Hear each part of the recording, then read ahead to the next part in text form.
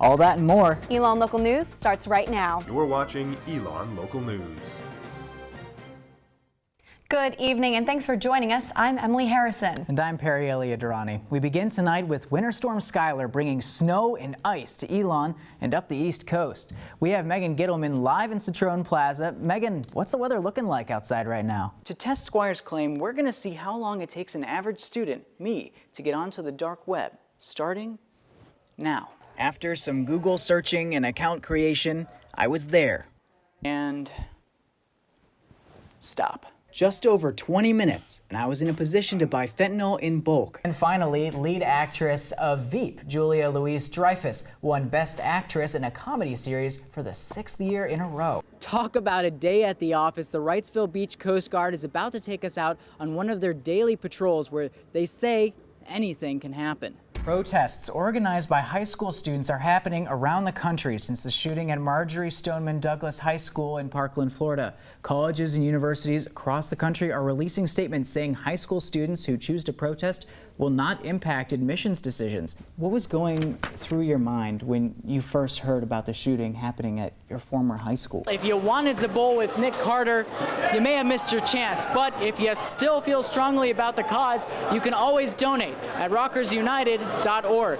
From Hollywood, I'm Perry Elyaderani, ABC 7 Eyewitness News. The Guilford County Farm will be having a grand opening for the trail expansion Friday at 2:30 following a ribbon-cutting ceremony where community members will be able to walk the new trail for the first time. The weather is slowly starting to warm up, more sunny days creeping in. No. And we got hailed on the way to class today. You know, that's just what we're gonna have to deal with. Beautiful day here at Elon.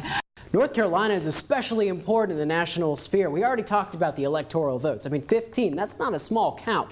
But also adding on to that, it's a swing state, so both parties are going to be fighting over it. What's really important, though, as we were discussing a little bit earlier, is that Supreme Court justice vote. Students can claim they have noisy hallmates, but what if your hallmate was also your professor? Michelle Klein asked one teacher's family what it's like living on campus. As a non-citizen myself, it's scary to not know what's next for me, what's next for my family, what's next for so many of my friends and my peers and my loved ones. Despite all the drilling and the filing, Patriot is feeling better. I know because I heard it straight from the horse's mouth. In Sarasota County, I'm Perry Elyaderani, SNN, the Suncoast News Network. Fifth-year student Derek Winton died last September from an overdose with Xanax, cocaine, and a unique kind of fentanyl in his system. ENN obtained records that showed no one else in the state of North Carolina has overdosed from this type of fentanyl, and the drug's only overdose records available online say it came from a foreign source. Computer science professor Megan Squire says the drug's unusual dealer might be on the dark web. You can buy pretty much anything, driver's licenses and identities and terrible things that no one should ever see. You need special software to access dark web marketplaces. No problem, Squire says. Establishing trust and then figuring out how to actually pay for it. That's probably the part that takes the longest, but it's not that hard to do. To test Squire's claim, we're going to see how long it takes an average student, me, to get onto the dark web, starting now. After some Google searching and account creation, I was there.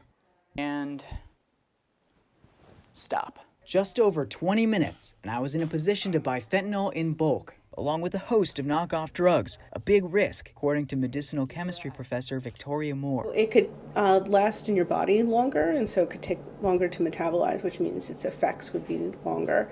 Or it could have stronger certain effects than the original compound. But Squire believes the user reviews and discreet delivery still entices buyers. One of the many scary parts about this is that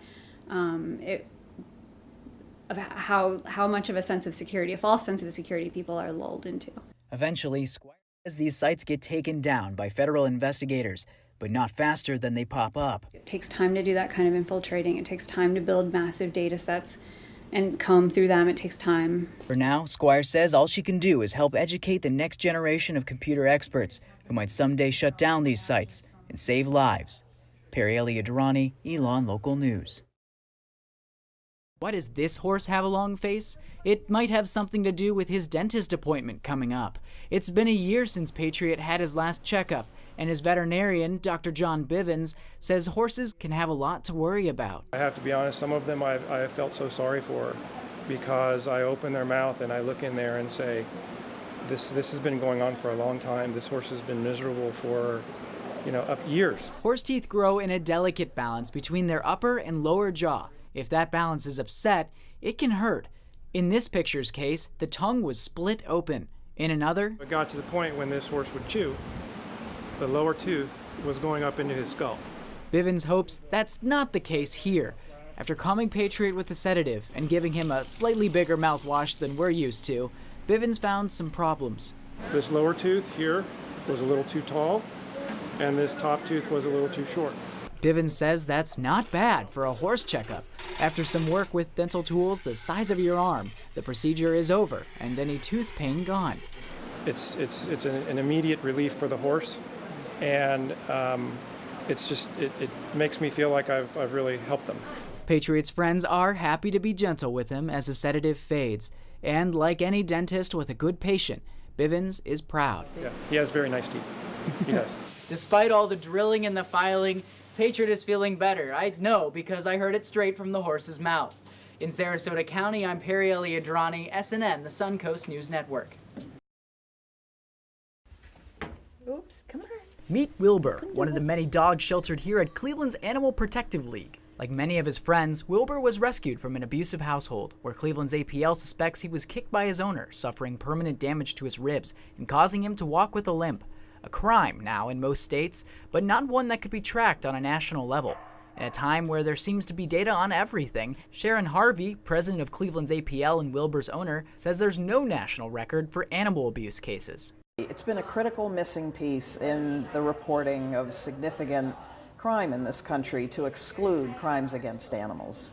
That was until today. Ohio Voters for Companion Animals sent out a press release this morning saying that the FBI will now include animal abuse more prominently in its uniform crime report. This means that abuse-related crimes will now be nationally tracked by police. Harvey says this is a big deal. What we know and what the FBI has acknowledged is that often violence against animals predicts violence against people. Predicts domestic violence. So this is giving us more information in our toolbox, not only to protect animals, but also to protect people. The FBI will also begin to recognize animal abuse as a Group A offense, the same category as arson, assault, and homicide. While this association doesn't translate into criminal charges, Harvey says it's the idea that counts. By an agency like the FBI to have recognition of the importance of these crimes and punishing the offenders and potentially being able to do something more to prevent them is just, it was a pretty good day to hear that passed. And a good day for dogs like Wilbur, who will benefit from more precise aid from organizations like Cleveland's APL in the near future. Perry Elyaderani, Cleveland 19. When Doc Worland arrived in Sarasota with his wife Eloise, they had high hopes, but it wasn't meant to be. We came here to be part of the community, and unfortunately Eloise died so quickly of cancer that she really couldn't fulfill all of her ambitions, and I've tried to take up where she left off. Eager to honor his late wife, Worland got to work. She asked me if we could dedicate a bench in her memory, and I felt that this was such a wonderful person that we could do far beyond a bench. That's when Worland contacted the city manager and found this park under the traffic of Ringling Bridge. After getting the bench he promised his wife, he hired landscapers, remodeled the bathrooms, and built more benches, investments costing hundreds of thousands of dollars. But for Worland, imagining his late wife's reaction makes it all worth it. I think Eloise would have the biggest smile on her face that you can imagine. She'd be so happy. She had a big soft heart for kids in public spaces and in family environments, and that is exactly what has happened here, and I'm sure she's smiling broadly wherever she is. The park, now Eloise Worland Park, gives Worland and his kids some closure. Of course we would love Eloise to be alive. That would be our first priority. But I believe that when we leave this park, we have memorialized a wonderful person. Personal trainer who spends his entire week in the gym, David Green might be seen as one of the healthiest 50-year-olds you'll meet. But after coming back from a cruise with his wife in Mexico last year, he felt something in his stomach and doubled over in pain. It became so bad I had to go to the hospital, I had to go to the emergency room.